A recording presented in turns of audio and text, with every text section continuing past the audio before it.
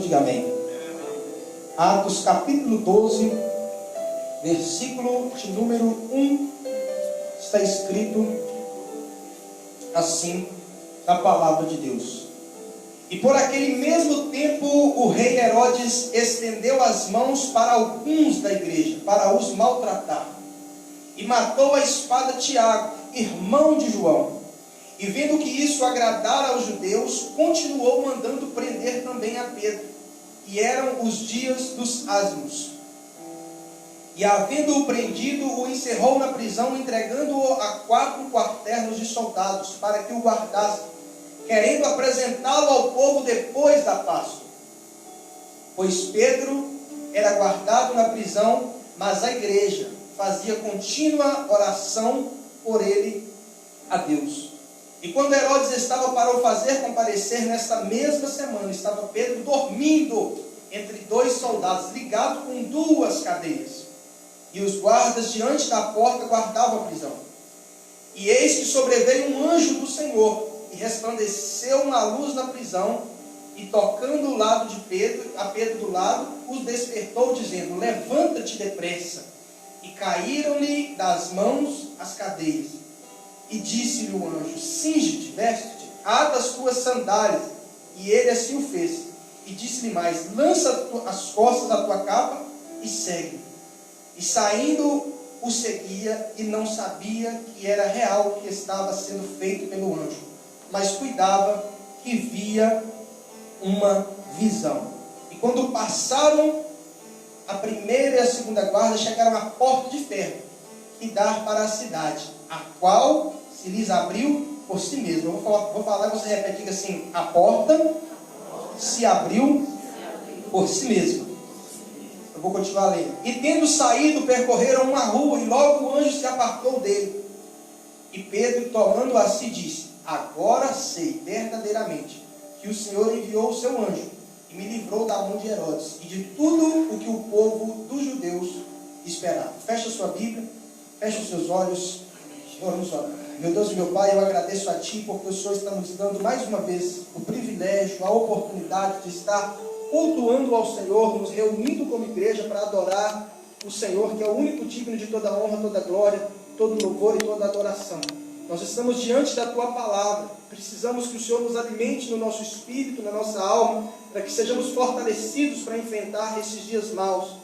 Pedimos ao Pai que o Senhor venha trazer espírito de sabedoria, de revelação, do conhecimento do Senhor e da palavra que vai ser ministrada. Que todos aqueles que estão aqui possam ser impactados e abençoados e possam voltar para suas casas melhores do que chegaram aqui. E todo aquele que estiver assistindo, tanto ao vivo como depois gravada esta mensagem na internet, também possa ser abençoado poderosamente. É o que nós pedimos e crendo que o Senhor o fará. Agradecemos em nome do Pai, do Filho e do Espírito Santo de Deus. Se você crê nisso, diga amém, Jesus.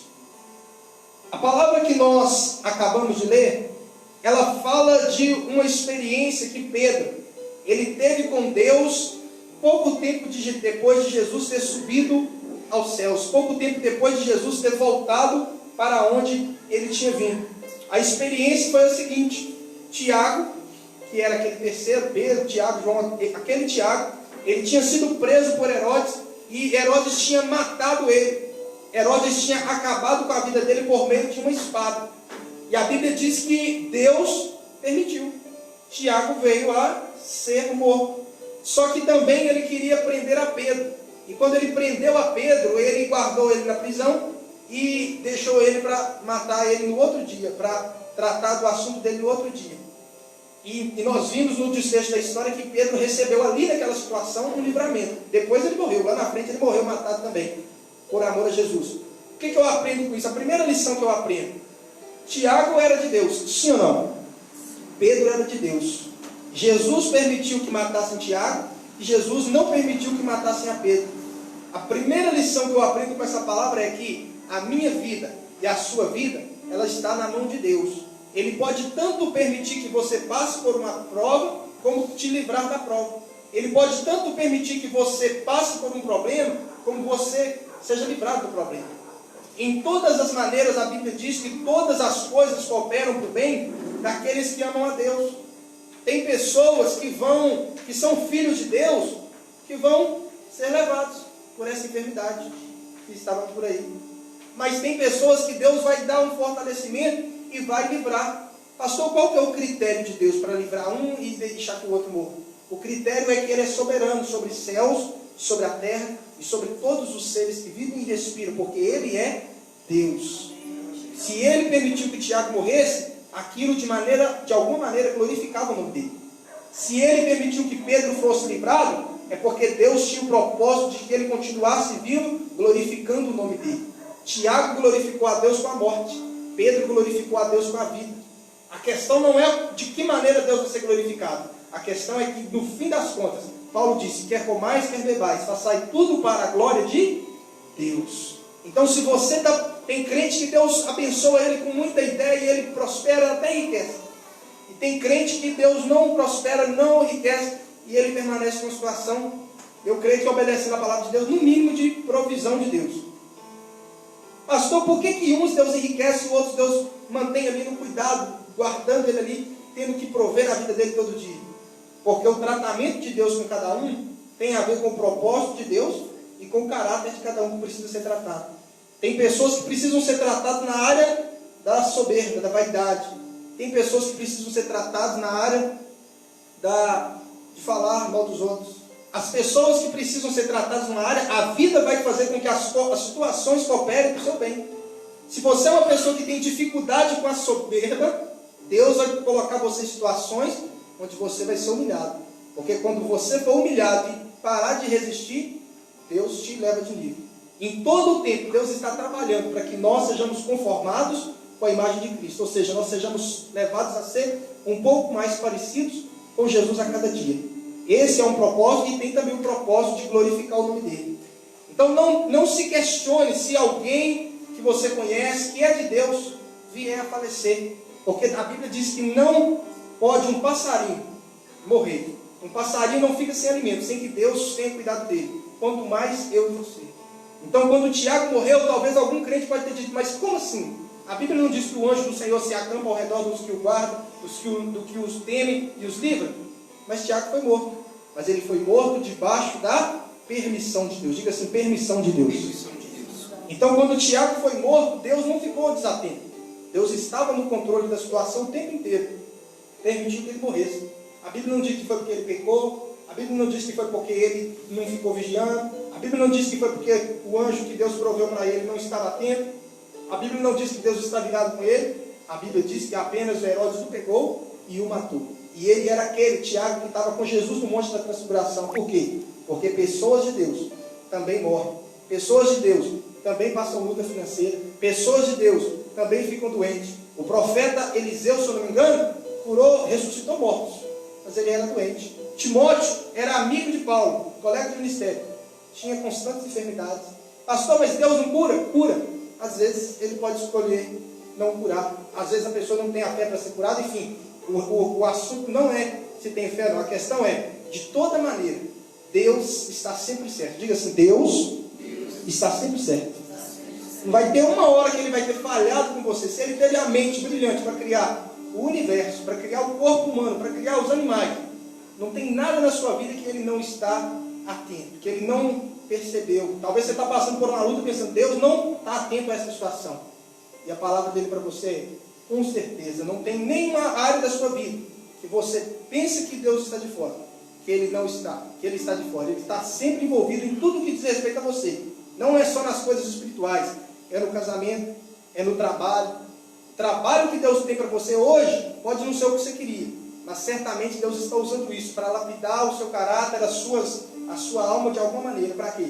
Para que no final das contas aconteça o que aconteceu com Tiago e com Pedro. O nome dele seja glorificado. Quem entendeu esse primeiro ponto, diga amém.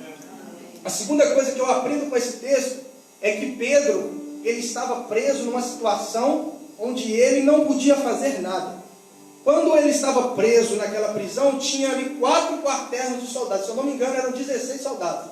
Ele estava com cadeia nas mãos, ele estava com cadeia nos pés, eu creio, e ele estava dentro de uma cela trancada, e dentro da cadeia ainda tinha a porta de fora. O que eu aprendo com isso?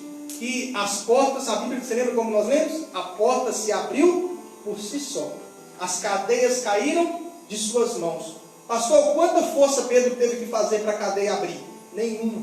Quanta força Pedro teve que fazer para a porta se abrir sozinha? Nenhuma. Por quê? Porque tem situações que Deus vai mandar você agir, para você ter uma atitude, para você se esforçar, mas tem situações onde Deus vai fazer com que você fique quieto, onde você fique impotente, onde você não tem o poder de fazer nada. Para quê? Para Ele poder te dar o livramento sozinho, e você ter que dar a Ele toda a honra, ter que dar a Ele toda a glória, ter que dar a Ele todo o louvor. Por quê? Porque você chegou num ponto onde você reconheceu que não tinha nada que você poderia fazer.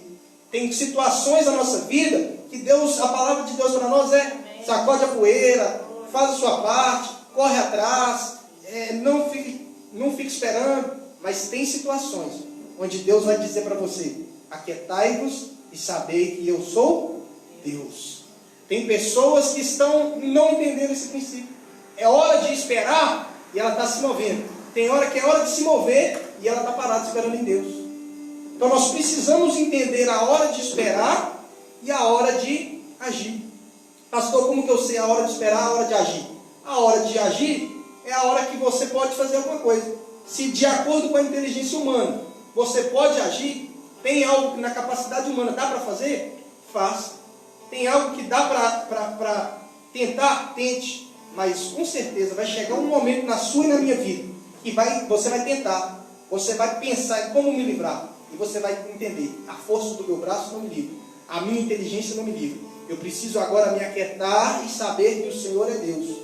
Tem pessoas, tem guerreiros que Deus falava: vai lá e mata. Tem exércitos que Deus falava com o povo de Israel: vai lá e mata, que eu vou dar vitória. Tem exércitos que Deus mandava um anjo e matava 185 mil de uma vez. Por quê? Uma hora Deus queria que eles tivessem atitude, outra hora Deus queria que eles se aquietassem. Porque na hora que eles tinham atitude, eles iam com a força que Deus deu. E na hora que eles ficavam quietos, Deus agia na força deles sozinho.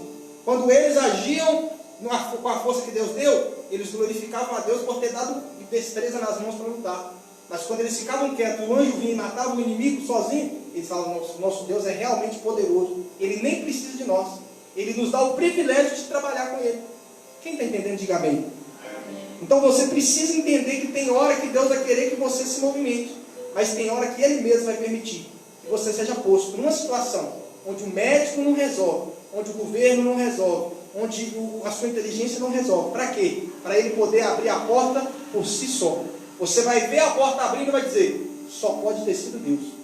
Você vai ver as cadeias caindo e vai dizer: só pode ter sido Deus. Você vai ver a solução do problema chegando e vai dizer: só pode ter sido Deus. Eu não tinha capacidade de fazer isso, eu não tinha inteligência para fazer isso. E o problema vai se resolver na sua frente. Por quê? Porque você se aquietou e esperou em Deus. E era hora de esperar, era hora de se aquietar. Você vê que qual foi o trabalho que ele teve que fazer? Levantar, vestir a capa. Isso é coisa que dá para uma pessoa fazer. O anjo não chegou e pegou a capa e vestiu nele. Por quê? Porque vestir uma capa é coisa de gente fazer. Agora, arrebentar uma corrente é coisa de um anjo fazer, enviado por Deus. Andar até a porta é coisa de gente fazer. Agora, fazer a porta abrir por si só é coisa de Deus fazer. Pedro foi ali fazendo a parte dele e Deus foi fazendo a parte dele. As coisas possíveis Pedro fazia sem problema nenhum, sem murmurar, sem reclamar, mas as coisas sobrenaturais, que era abrir a cadeia das mãos, fazê-la cair pelo chão, a cadeia dos pés, que eu creio que também tinha, e abrir a porta de ferro, foi Deus que fez. Por quê? Porque aquilo estava fora do alcance de Pedro. E Pedro glorificou a Deus tanto pela capa que ele tinha recebido, como pelo livramento que ele tinha recebido. Sadraque, Mesaque e Abednego estavam lançados numa fornalha. Tinham o que fazer? Sim ou não? Não. Só esperaram em Deus. O que aconteceu? Surgiu dentro da fornalha um quarto homem. E deu a eles um livramento. Por quê? Porque não tinha o que fazer. Deus permitiu que o povo de Israel chegasse diante do mar. À direita tinha os canibais, na esquerda, direita, os canibais, na esquerda tinha as montanhas, atrás o exército de Faraó. E eles já estavam cansados de andar. Eles iam conseguir lutar contra o exército de Faraó, sim ou não? Não. Eles iam conseguir nadar no mar, atravessar o mar nadando, sim ou não? Não. Cansados, eles iam conseguir lutar contra os canibais? Não. Conseguiam subir as montanhas cansados? Não. Chegou num ponto que Deus tinha que fazer alguma coisa. O que aconteceu? O mar se abriu. E eles passaram. Por quê? Porque Deus, Ele tem prazer em mostrar o poder dEle para aqueles que creem nele. Para quê? Para que você entenda que Deus é poderoso para fazer infinitamente mais além daquilo que você pede ou pensa. Você só precisa entender que hora que você tem que agir, que hora que você tem que esperar.